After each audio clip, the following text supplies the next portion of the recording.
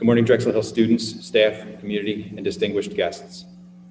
We've gathered this morning to take a break from our class, instruction, and to put our holiday plans on hold to do something incredibly important, to fulfill our duty to pay tribute to the countless brave Americans who have died while defending the liberty of their fellow citizens, not just of the United States, but of the entire free world.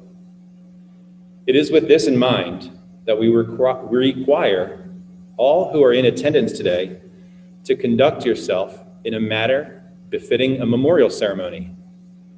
If it helps, think of the way people normally act at a funeral when they're honoring a loved one. That is exactly what we're doing here today.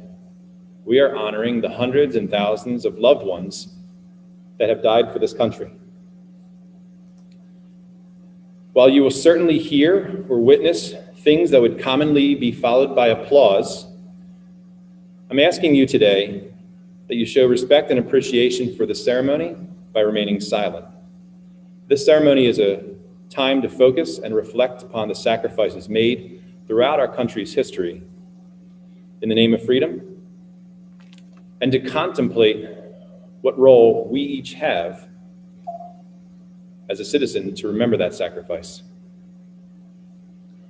Our program of events will open with some remarks from myself and an introduction to our guest speaker.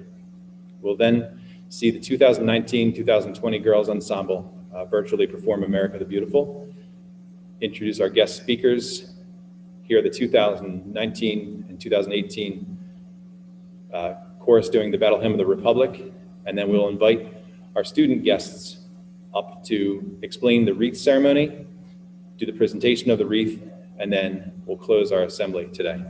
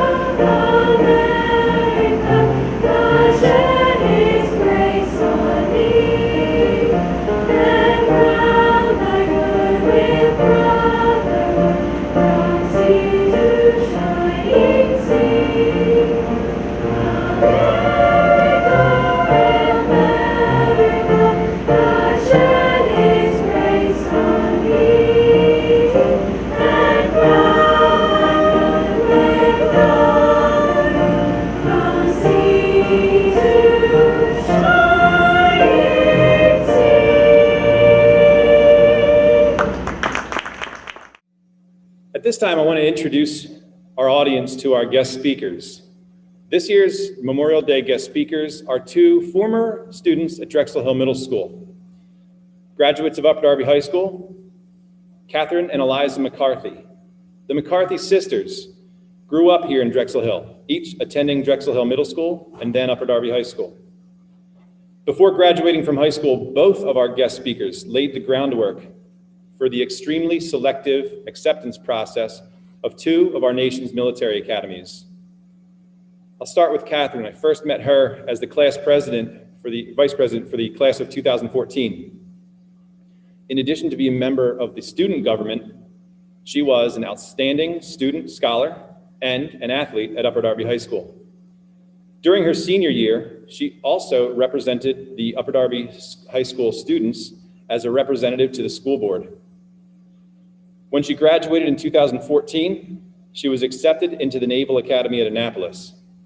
She is joining us today after flying around the world from first from Scotland to Colorado and then virtually to us here today, as she attended the graduation for the class of 2021 at the Air Force Academy.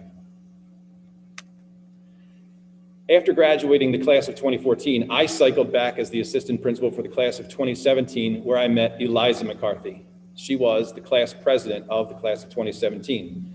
And though she followed an equally high-achieving track as her sister, she was uniquely herself. When she graduated from Upper Darby High School in 2017, Eliza enlisted in the Air Force Academy in Colorado Springs. Eliza is joining us with her sister virtually on the eve of her graduation from the Academy. Hi, Drexel Hill Middle School. I'm Lieutenant Junior Grade Catherine McCarthy, DHMS class of 2010. And I'm Second Lieutenant Eliza McCarthy, DHMS class of 2013. We're here to talk to you about Memorial Day and what Memorial Day means to us. So to us, Memorial Day means commemorating the past while also honoring the future. And we're doing that here today with Eliza McCarthy and her commissioning as a Second Lieutenant in the Air Force. So something that we do at the Air Force Academy is that every single graduating class gets to pick an exemplar as who will represent their class. Being the class of 2021, we selected Brigadier General Robbie Reisner. He was a prisoner of war for 7.5 years, and the thing that he is most known for is that when he was being taken out of his cell and taken down the hallway, all of the other prisoners of war broke out into song and sang the national anthem, even though they weren't allowed to. In that moment, Robbie Reisner stated that he felt like he was 8 feet tall and could kill a bear with a switch. And so that just shows how prideful that he was in his country and how prideful we are in ours. And so he made a lot of commemorations to the Air Force and to the United States, and we remember him today. Happy Memorial Day, Drexel Hill Middle School, and go Navy. Happy Memorial Day, Drexel Hill Middle School. Go Air Force. This time I'd like to bring a memory back from a previous Memorial Day assembly when we had some in-person singing. Hopefully we'll see this again sometime soon.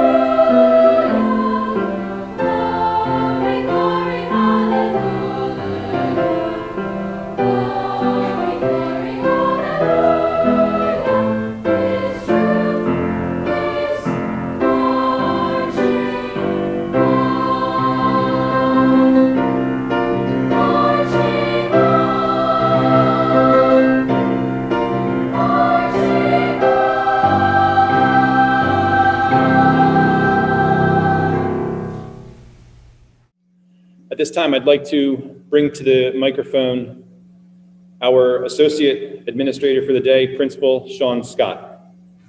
All across the country this weekend, elected officials and dignitaries will be presenting memorial wreaths at various sites in order to honor our fallen soldiers. This morning, as part of our ceremony, we are paying the same respect to this tradition at Drexel Hill Middle School. I am proud to be joined by 3 classmates who will help us with our wreath-laying ceremony. Brianna Lavin, Sophie DeMott, Josie Doherty, and I are working today as student administrators. Our student leadership team will present our memorial wreath at the base of the American flag. As is tradition, this will be followed by the playing of taps. At that time, we will pause for a moment of silence. Please rise quietly.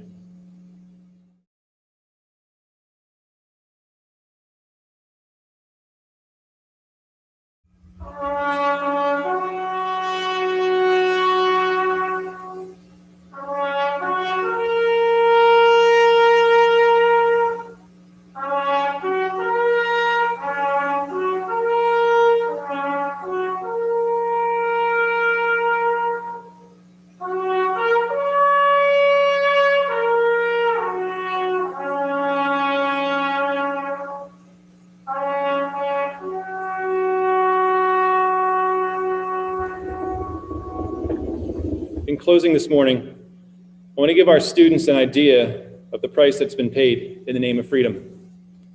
In the lobby of the Performing Arts Center at Upper Darby High School, there are memorial plaques that recognize the members of Upper Darby High School who left our community to serve our country, then making the ultimate sacrifice with their lives. Among the names on the plaques is Robert Higbee, who would have been my second cousin, but never made it home from Vietnam War. What strikes your eye when looking at these plaques is the sheer volume of names included on these memorials. Many of us know what it's like to lose a family member, a friend, or a classmate, and a student. But no one, in my generation at least, knows the pain of losing young men and women in such large quantities and in such a short period of time. We haven't had to learn how to help our community cope with such great and tragic loss. And because of that, our generation is truly blessed. This country is certainly not perfect for all of our citizens yet. However, what has been created through generations of selflessness, of bravery, and of sacrifice is a country of promise. That every citizen has the potential and the capacity to be a part of the changes that would improve the lives of themselves and others is the legacy and the gift of freedom, which was earned and continues to be earned and protected by our national heroes. The freedom to speak your mind and to protest, no matter what party is in control of the government. How much do you think that's worth? The freedom to have various forms of news media to inform us, the citizens of this country. Could we put a price on that? How about the freedom to practice a religion, or not, if you choose? What might it cost to keep that freedom? The next time you pass through the lobby of the high school Performing Arts Center, please take a moment to pause, to look at and reflect on the lives and of all the lives that have been lost in service to our country, and what it costs to preserve freedom. It's more than a trip down the shore, or a Memorial Day barbecue, or an extra day out of school. It's a day that gives us pause to memorialize, break from our routine so that we can recognize the friends, the family, the students, and the neighbors who died or have been lost while serving in our armed forces. I would like to thank our technology department for help with today's presentation. I would love to thank Jason Taylor for his help with our previous class videos, and for the music department, Mr. Marzak, for past performances and current performances of TAPS. I also want to acknowledge and recognize our student administrators, Sean Scott, Brianna Lavin, Sophie DeMott, and Josie Doherty, for the wreath-laying ceremony today. Thanks should go out to the McCarthy family, to Catherine and Eliza especially, for arranging to be guest speakers across the country. And thank you to everybody who joined us in our live and our virtual audience today. Lastly, thank you to the teachers. I know guiding everybody together into the auditorium in such a somber and respectful way is a tribute to the relationships that you have with your children and the respect that they show towards you. I want you to please have a great holiday weekend, and I ask that you exit the auditorium just the same as you entered the auditorium. And so teachers, when you are ready to begin, you can escort your classes starting from the rear of the auditorium and working forward. Thank you.